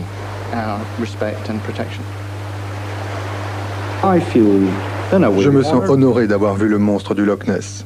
Il y a beaucoup de gens qui ont observé en vain le Loch pendant des années pour le voir. Yann garde un souvenir ému de ce qu'il a vu ce jour-là. Mais son ami Billy, lui, se rappelle surtout sa peur. Je ne suis plus jamais retourné en bateau sur le Loch. Je fais de la pêche à la ligne, je chasse, mais je ne suis pas retourné sur le Loch depuis ce jour-là. Lorsque tous les résultats des recherches seront enfin connus, le mystère du monstre du Loch Ness sera-t-il résolu? Ce monstre que des milliers de témoins affirment avoir aperçu depuis le Moyen-Âge. Alors avec nous, Jean Berton, professeur d'anglais, mais également auteur, qui s'est passionné pour le Loch Ness, Bernard Reuvelmans, cryptozoologue, et puis, et je le remercie beaucoup de nous avoir rejoints, Anthony Preston, qui nous arrive d'Angleterre. Anthony Preston, qui a participé au projet Urquhart, cette expédition, l'été dernier. Vous en étiez même, en quelque sorte, le patron. C'est bien cela, parce que vous étiez le project manager, comme on dit en anglais. Alors, Bernard Reuvelmans, vous avez procédé à partir des témoignages et vous avez extrapolé de ces témoignages en les recoupant la forme que pourrait avoir cette bête ou ces animaux, car il y a de fortes chances pour que s'il y en a, il soit plusieurs. Je dirais quand même, Bernard Reuvelmans, au risque de froisser votre sens scientifique, que vous êtes parti d'un préjugé très favorable. Oui, bien sûr. Et que vous avez construit sur ce préjugé favorable. Mais je ne me suis pas seulement contenté d'étudier le Loch Ness. Le Loch Ness est un des innombrables lochs et lacs dans le monde où il y a ce même phénomène. Les médias parlent toujours du monstre du Loch Ness, mais il y en a comme ça dans des centaines de lochs. Alors, si ces animaux existent, ils existent depuis des siècles et des siècles. Apparemment, ce seraient des mammifères. Il faut donc qu'ils montent à la surface pour respirer. Oui. On a quand même, c'est vrai, malgré la multiplicité des témoignages, Jean Berton, et Dieu sait si vous les avez tous examinés, on a quand même du mal à se dire qu'il n'y ait pas eu plus de gens pour le voir, parce que finalement, 1000, 4000 témoignages, c'est rien, il devrait y en avoir des dizaines de milliers. C'est un animal qui doit monter, respirer. Jean Berton. Le problème, c'est qu'il faut être là, au bon moment, quand, Nessie arrive à la surface, et il faut regarder dans la bonne direction. Disons que si Nessie apparaît, ou un monstre apparaît à quelques mètres du témoin, on ne peut pas le manquer. Ouais. Mais si l'animal remonte à la surface à 300 mètres, 500 mètres, si la visibilité n'est pas extraordinaire, elle est donc repérée. Ouais. C'est un animal qui vient sous la surface, qui ouvre les narines et puis qui replonge. Alors de temps en temps, il se sort de l'eau. il regarde un moment et puis il replonge. Alors, il y a des milliers de témoignages. Quelle dimension auraient ces monstres? Parce qu'il y en aurait plusieurs. Eh bien, c'est à peu près la taille de le corps d'un éléphant de mer et la tête le cou d'une girafe. Un éléphant de mer, ça mesure combien de mètres? 5 mètres. 5 mètres. Vous êtes d'accord avec cette hypothèse? Je ne peux pas émettre d'hypothèse scientifique puisque je ne suis pas scientifique. Je ne peux que me référer aux témoignages de diverses personnes. Il paraît que certaines personnes en ont vu des tout petits, de à peu près 1 mètre. D'autres en auraient vu de vraiment immenses. Ils donnent des dimensions de l'ordre de 20 mètres, voire plus. Difficile, évidemment, de faire une moyenne. Bon, vos intimes convictions à tout un chacun, je pense que Jean Berton est persuadé qu'il y a des animaux de taille assez gigantesque dans le Loch Ness et ailleurs. Vous aussi, vous êtes allé même beaucoup plus loin, vous dites que c'est une otarie au long cou. Mais vous, qui en revenez, Anthony Preston, le but de cette mission était peut-être beaucoup plus vaste et beaucoup plus général que d'essayer de débusquer, de dénicher le monstre du Loch Ness. Il s'agissait d'une mission complète sur le Loch. Oui, c'est vrai. C'est, si vous voulez, l'exploration définitive, c'est-à-dire hydrographique, biologique, on mesure l'eau, les animaux et tout ça. Quand on vous parlait du monstre du Loch Ness, ça vous faisait rire ou vous vous disiez pourquoi pas? Non, je crois que j'ai l'esprit ouvert. Je ne pense le côté ou l'autre côté. C'est difficile de dire parce que j'étais là quand on a vu le sonar, l'écho, et c'était quelque chose d'inexplicable. J'ai aussi vu des interviews avec des gens qui ont le vu. Et souvent, c'est très difficile de dire, vous avez vu le Father Gregory à l'abbé, et c'est difficile de dire qu'ils sont trompés. C'est très difficile. Ce sont des gens dignes de foi. Des gens que l'on peut croire. Oui, c'est vrai, c'est vrai. Souvent, c'est vrai. Ouais. Qu'est-ce que vous souhaitez, vous? Il existe? Oui, bien sûr, je le souhaite. Je ne sais pas si c'est possible, mais je souhaite, comme la plupart, je crois, je le souhaite. En tout cas, il n'y a plus qu'une chose à souhaiter, j'imagine que vous le souhaitez aussi, c'est que l'expédition dont nous a parlé Anthony Preston soit complètement terminée, c'est-à-dire qu'on ait dépouillé tous les résultats, et en 1995, peut-être qu'on en saura plus. Bien, Bernard Weulemans, Jean Berton, merci. Nous allons maintenant vous raconter une affaire qui a défrayé la chronique dans le courant des années 20 et même jusqu'au début des années 30, à tel point d'ailleurs qu'on l'avait appelée cette affaire l'affaire Dreyfus de l'archéologie. Il s'agit de l'affaire de Glozell. Et curieusement, c'est une affaire qui dérange toujours certains et non des moindres dans la communauté scientifique. Et puis c'est aussi une affaire, vous allez le voir, qui n'est pas du tout dénuée de mystère. C'est en 1924 que Glozell, un petit hameau de la montagne bourbonnaise, fut le théâtre d'une découverte extraordinaire qui déclencha l'une des plus violentes controverses archéologiques de notre époque. Car elle remet en question ce que nous savons sur les origines de l'écriture. Un petit paysan auvergnat a découvert par hasard des objets très anciens portant des signes écrits. Ces objets posent une question essentielle.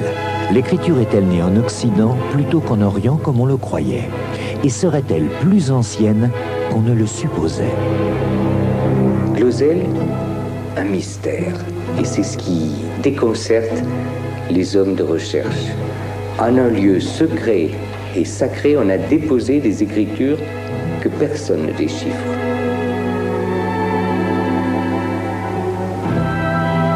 Et ce secret nous parvient fortuitement grâce à Émile Fradin, et nous ne savons pas les lire. Je m'en souviens comme si c'était aujourd'hui. J'avais 17 ans, c'était en 1924. Nous sommes descendus avec mon grand-père pour défricher un morceau de terrain. Et c'est moi qui tenais les bras d'Achol.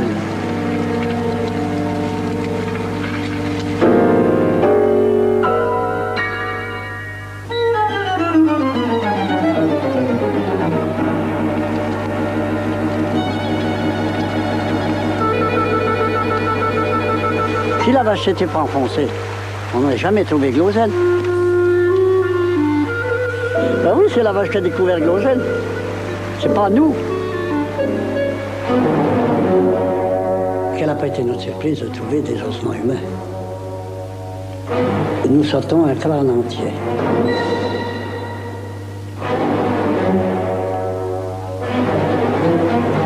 Ma grand-mère criait comme une folle quand j'ai rentré ce crâne à la maison. Vous déterrez les morts, faut-moi le crâne là. Parce que ma grand-mère était très croyante.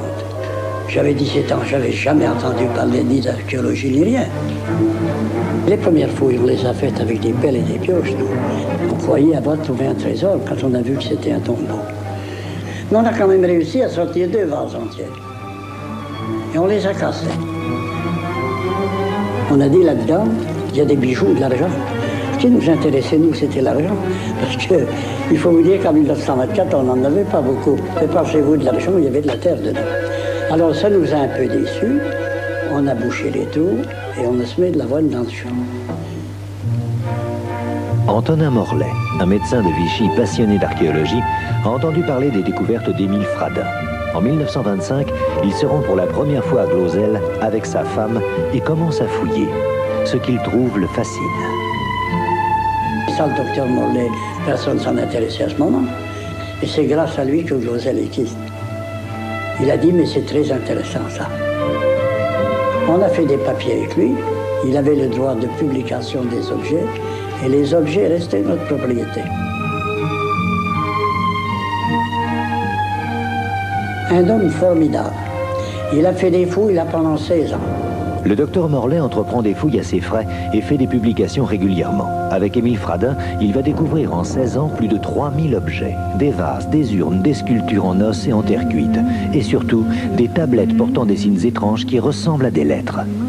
Le véritable mystère de Glosel, c'est l'écriture. Des signes qui nous parviennent que des hommes, jadis, ont pris une peine infinie à déposer, à confier à la terre, et il fallait que vienne Émile Fradin. Il est vraiment le gardien du temple. Ces objets-là, cette collection-là, cette partie de vitrine-là, c'est les objets qui étaient chez le docteur Morlet. Nous avons construit une pièce spéciale pour le musée. C'est le docteur Morlet qui nous a donné l'idée. Il fouillait, il trouvait des objets. Et on n'avait rien pour les exposer. Il m'avait même donné des vitrines anciennes, bien sûr, en bois, où on mettait les premières choses. Le petit hameau de Glosel est à quelques kilomètres de Vichy, et on commence à parler des découvertes du jeune Fradin. Intrigués, les curistes viennent, et les Fradins eurent même un jour un visiteur de choix. Émile, ce soir, vous avez la visite du roi de Roumanie. Alors, comment on va faire pour recevoir le roi de Roumanie?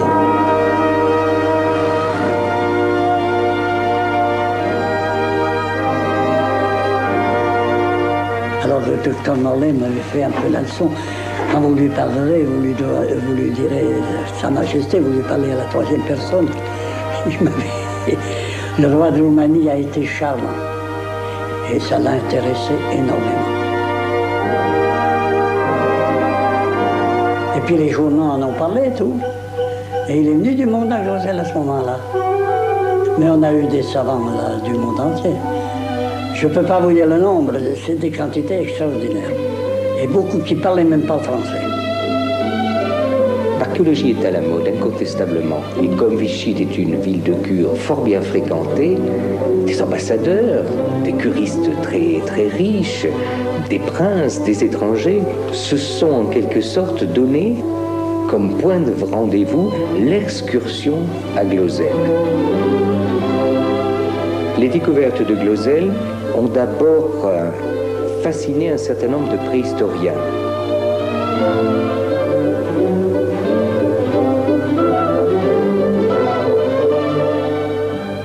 Les découvertes de Glosel remettent en question la théorie sur l'origine de l'écriture en Orient. Glosel intrigue pour cette question. Quand le signe écrit a-t-il été tracé pour la première fois? Le docteur Morlet a-t-il soulevé un problème qui allait nous occuper pendant plusieurs peut-être générations et qui n'est pas résolu. Car au moment des découvertes de Glozell, un éminent épigraphiste, René Dussault, vient de publier officiellement que l'écriture est née en Phénicie 1600 ans avant Jésus-Christ. Or, le docteur Morlet estime les tablettes de Glozell à 5 ou 6 000 ans avant Jésus-Christ. Les deux découvertes sont contradictoires, et cela déclenche une véritable guerre chez les hommes de science. L'écriture est-elle née chez nous en Occident ou bien en Orient? L'affaire prend de telles proportions qu'on la surnomme très vite l'affaire Dreyfus de l'archéologie. Et la France se divise entre glozéliens et anti-glozéliens. Mais une affaire Dreyfus signifie qu'il y a un traître, et l'on ne tarde pas à accuser Émile Fradin d'être un faussaire. Il y a eu une plainte du président de la Société préhistorique de France qui est venu à Glozell, qui est rentré au musée, qui a payé 4 francs pour visiter le musée, qui a prétendu que c'était des choses fausses. Ils ont déposé une plainte contre l'inconnu. Mais l'inconnu, c'était moi. Le 25 février 1928, la police de Clermont-Ferrand vient perquisitionner chez les Fradin. Leur but, trouver l'atelier où Émile fabrique les objets. C'était des fous. Et puis voir ces vitrines cassées et tout. J'ai reçu 2 gifles. Je ne recevrai jamais les pareils. Ils ont emporté au moins 200 objets. Pour les faire examiner, pour les faire dater. Il n'y avait pas de moyen de datation maintenant, je ne sais pas comment ça s'est passé. Ces objets sont-ils authentiques, comme le pensent certains scientifiques, ou est-il possible qu'Émile Fradin, un jeune paysan auvergnat, les ait fabriqués de toutes pièces? Aujourd'hui encore, les avis sont partagés. Il est totalement impossible que Émile Fradin soit un faussaire. La cohérence des symboles est telle, la charge très particulière du dessin, du trait, de la signification et d'une telle profondeur, il est totalement exclu que le jeune Émile Fradin, paysan de la montagne bourbonnaise, puisse imaginer cette collection. Il est même surpris par ce qu'il trouve. Pourtant, de grands archéologues contestent Glozell. Ces signes prétendus alphabétiformes, je n'y crois pas. Imaginez qu'il y a 15-20 000 ans, des hommes de Glozell aient pu posséder un alphabet. C'est un peu comme si nous imaginions que les Gaulois possédaient la télévision. C'est aussi incongru. Le 4 juin 1929, Émile Fradin, 20 ans, est inculpé d'escroquerie. Il doit subir des interrogatoires. Ils m'ont inculpé. Ça a été très dur. Je vous dirais que j'ai passé une nuit, j'ai pleuré une partie de la nuit. Le juge d'instruction, il me demandait, il me disait, vous avez fabriqué ça, et comment, puis des tas de choses, il me demandait. Moi, je disais ceci au juge, j'ai trouvé ça. Je ne suis pas un savant, mais ce que je peux vous dire, c'est pas moi qui ai fabriqué ça. Et je vous dis, j'ai compté les heures, 63 heures d'interrogatoire. Avouez, avouez. Avant d'avouer, j'ai ma conscience tranquille. J'ai la conscience pour moi et il n'y a rien à faire. Glozell est ancien. Et voilà. Et puis ils ont cherché si je ne savais pas décoller. Ils ont fait tout. Bien sûr qu'ils me surveillaient pour voir si j'allais pas mettre des objets là-bas. Il est possible que certains éléments soient des faux, fabriqués aux alentours de 1930, et le climat dans lequel ces fouilles ont été pratiquées ne me permet pas d'avoir une position affirmée sur l'authenticité de Glozell.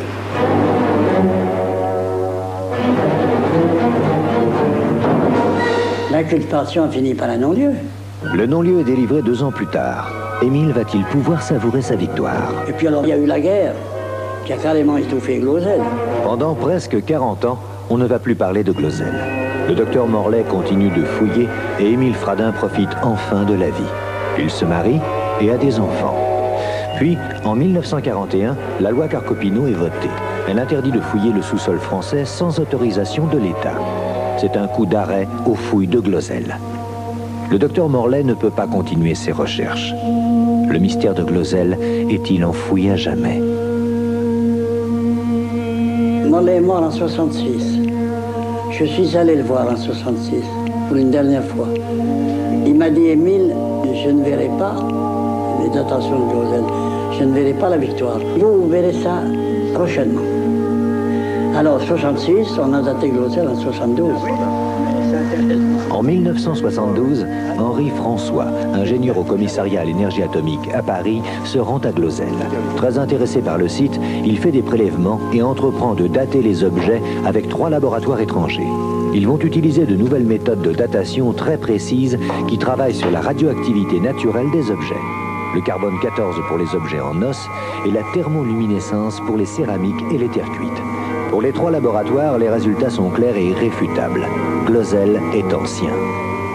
Cher Monsieur Fradin, de retour du congrès d'Oxford, je m'empresse de vous écrire car cette fois, toute la polémique a cessé. Les explications, quelques attardés mal informés voulaient encore prétendre que vous êtes un faussaire. Les regroupements des mesures faites indépendamment dans chaque laboratoire sont parfaits et indiscutables. Les résultats des physiciens sont les suivants. Les ossements ont de 15 à 20 000 ans, les céramiques ont 5 000 ans et les tablettes écrites ont 2500 ans. La lumière est enfin faite sur l'authenticité du site. Mais le mystère persiste, car on trouve des signes écrits sur des ossements de plus de 15 000 ans. Le mystère de Glosel, c'est la présence de signes d'écriture sur des ossements qui auraient pour date moins 17 000 ans. À la suite des datations, l'État reconnaît l'existence de Glosel tout en restant très prudent. Mais la communauté scientifique continue de douter. En 1983, de nouvelles fouilles sont entreprises. Étrangement, elles ne sont pas faites au même endroit, mais à plusieurs kilomètres de là. Et depuis 10 ans, aucun résultat n'est encore publié. S'ils ne publient pas, c'est que probablement il y a des résultats qui les ennuient. Alors pourquoi? On a peur de quoi? On a peur de contrarier quelques vieux professeurs. On a peur de démolir les théories en cours. Mais écoutez, est-ce que les théories scientifiques sont des monuments religieux? Qu'y a-t-il donc à Glosel finalement qui soit responsable de cette levée de bouclier? Faisons donc des fouilles méthodiques et raisonnées à l'endroit où Fradin les fit. Appelons ça la guerre, oui. C'était pas une guerre. Quand on voit une bande de pantins, tous qui voulaient se fouler là-dedans, qui voulaient acheter à n'importe quel prix, je trouvais des sommes fabuleuses de ça, moi, des Américains. Et à un moment donné, ma femme, ma soeur, là, me disait, mais t'es complètement cinglé. T'as eu des histoires avec ça, tu devrais vendre ça très tranquille. Mais ça se vendra pas. Et ça se donnera pas. La terre de Glosel garde malgré elle son secret. Pourquoi la seule évocation du site dérange-t-elle encore autant les scientifiques? Émile Fradin a reçu en 1990 les palmes académiques, mais certains affirment toujours que les objets ne sont pas authentiques. Aurons-nous un jour la réponse à ce mystère? Et tout de suite, un salut amical à Émile Fradin, qui regrette beaucoup de ne pas pouvoir être parmi nous ce soir. Il a pris froid, et il n'a pas pu se déplacer. Il faut s'imaginer pour cet homme, quand on voit le combat de toute une vie qui a été pour lui Glosel, l'émotion qu'a pu être ce film, cette reconstitution, puisque vous l'avez vu, il a participé au tournage avec beaucoup de bonne volonté. On lui souhaite tous un prompt rétablissement. Et puis je voudrais remercier aussi M. Henri Delporte d'être parmi nous. M. Henri Delporte était conservateur en chef du musée de Saint-Germain-en-Laye, un musée qui fait une large part à l'archéologie préhistorique, et il exerce toujours à l'heure actuelle, puisque vous êtes, M. Henri Delporte, inspecteur général des antiquités nationales, c'est cela? Honoraire, c'est-à-dire retraité. Bien, nous allons parler de Glosel avec vous, car on a déjà vu dans le film que vous aviez beaucoup de choses à dire. À mes côtés également un confrère, Robert Arnaud de France Inter, qui présente tous les samedis une émission intitulée Les Chroniques Sauvages, samedi après-midi à 15h. Et puis Robert Liris qui est psycho-historien. Bon, première question, Henri Delporte. Vous avez une expression très forte, très imagée. Vous avez dit, si Glosel était vrai, c'est comme si on découvrait que les Gaulois avaient la télévision. La métaphore est belle, mais est-ce que vous pouvez nous l'expliciter davantage? À l'époque, Émile Fradin, 16 ans, si je me souviens bien. Petit paysan, ignorant probablement même qu'il existe des temps préhistoriques, trouve des objets. Et je fais toujours la distinction entre ce que je sais et ce que je pense. Je ne pense pas qu'Émile Fradin ait pu fabriquer ces objets. Seulement, est arrivé à Glozelle le docteur Morlet.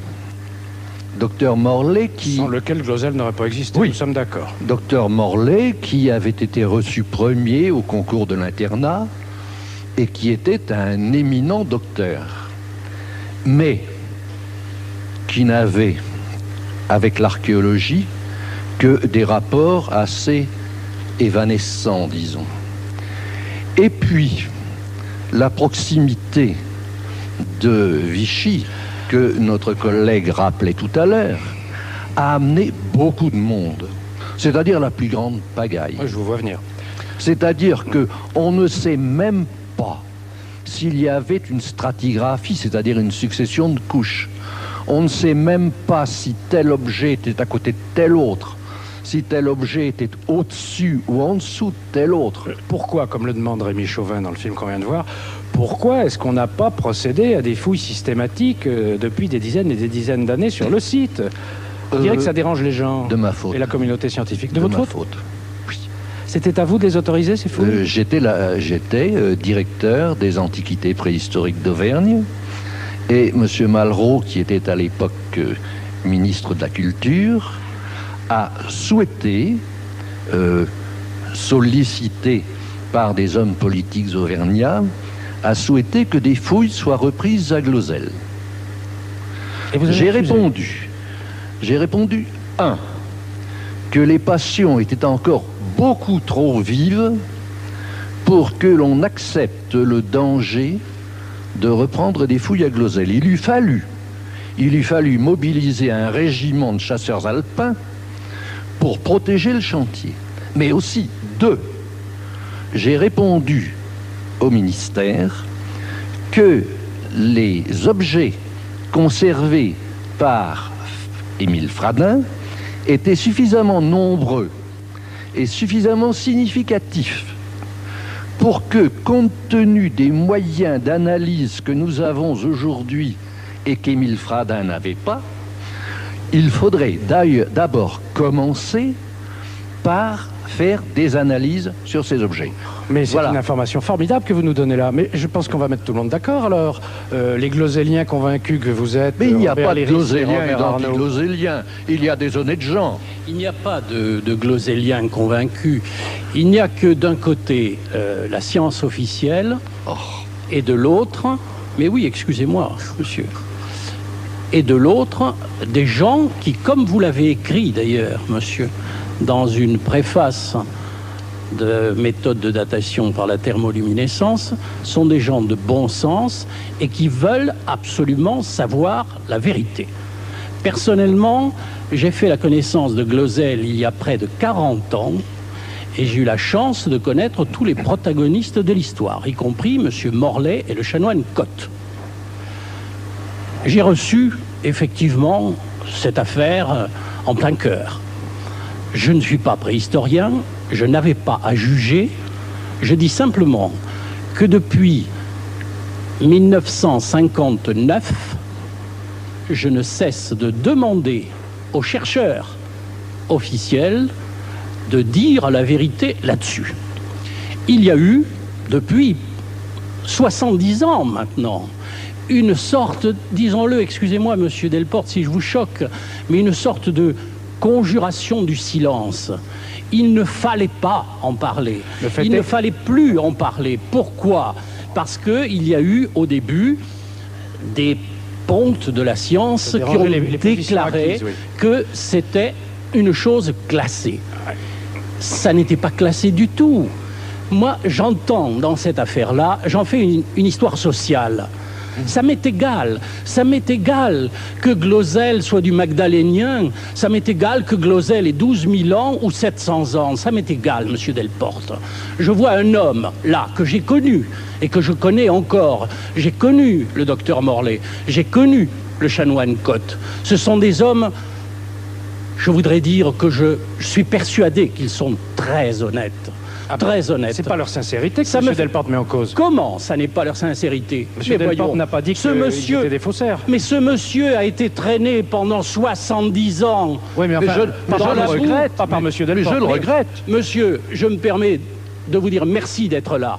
Parce que s'il y a une chose qui m'étonne, c'est que précisément tous ceux qui sont, disons, les anti-gloséliens, les hommes de science que je respecte et avec qui j'ai travaillé, j'attendais qu'ils soient là sur le plateau. Ils ne sont pas venus. Et savez-vous pourquoi ils ne sont pas venus? Ils ont déclaré « Ne remettons pas cette affaire sur le tapis. Cette affaire est classée. » Eh bien, pour moi, en tant qu'homme de médias, non, elle n'est pas classée. Je veux savoir si M. Fradin est un escroc. Je ne sais pas si M. Fradin est un escroc ou non. Je ne sais pas. Mais bien. Monsieur, je ne le pense pas. Bien. Est-ce que tous vos confrères en sont aussi persuadés? Mais, monsieur, la grande majorité de mes confrères ont d'autres préoccupations. Voilà. Voilà la réponse que l'on entend depuis 70 ans. On a d'autres choses à faire. Eh bien, je dis non. J'ai le sentiment qu'on touche à un sujet, là, on est en pleine passion. Oui. Robert Liris. Oui. Passion, bien exactement. Il est inadmissible que le public actuellement, à l'ère de la médiatisation, de la connaissance, son désir de savoir quelque chose sur ses origines, au moment où tout s'effondre, ne puisse pas avoir accès à une information qui est retenue depuis 10 ans. Au jour d'aujourd'hui, si vous n'étiez pas honoraire, et si Jacques Lang vous le demandait, vous ne pensez pas que les passions sont retombées, qu'il est temps d'examiner ça sérieusement? Quand j'imagine ce qui a pu se passer sur ce champ des morts. Oui, cette cohue. En 2 mots, c'était le foutoir, vous l'avez expliqué. L'un faisant ci, l'autre faisant ça. Raison de plus pour procéder maintenant à des fouilles organisées et surveillées. Est-ce que tous les gens qui étaient là étaient des honnêtes gens? Je n'en suis pas sûr, au contraire. Et actuellement, le champ des morts, nous ne savons même pas où ça a été fouillé, où ça n'a pas été fouillé. Comme je le disais récemment, c'est un champ de bataille. Monsieur Delporte, au jour d'aujourd'hui, est-ce que vous n'estimez pas que justement, à cause même de ce que vous nous expliquez, il serait temps de procéder à ce travail de façon rationnelle et scientifique? Non, et on vous répondra que ça a déjà été fait. Et on ne veut plus en entendre parler. Il y a maintenant 10 ans que des recherches officielles, et j'insiste avec des gens que j'estime énormément, qui sont des préhistoriens vraiment éminents, ont été faites. Pourquoi est-ce qu'on ne nous donne pas les résultats? Il nous a été dit, on ne peut pas, et c'est pourquoi ces messieurs ne sont pas là. On ne peut pas être là, mais on ne veut rien dire parce que nous avons la preuve que Glosel n'est pas authentique. Alors cette preuve, moi je la veux, je la réclame au nom du public. Peut-être qu'un jour, on pourra vous apporter la réponse. Messieurs, je vous remercie.